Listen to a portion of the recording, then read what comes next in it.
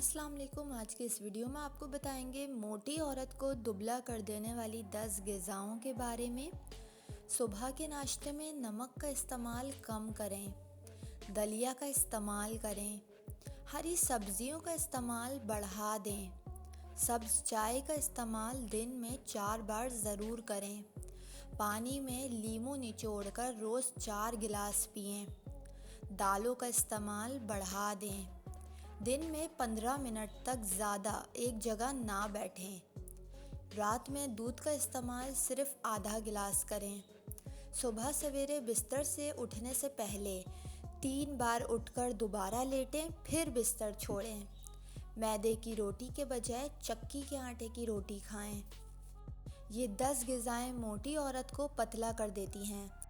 उम्मीद करती हूँ आपको ये वीडियो पसंद आई होगी। वीडियो पसंद आई हो तो वीडियो को लाइक और मेरे चैनल को सब्सक्राइब करके बेल नोटिफिकेशन ज़रूर ऑन कर लें।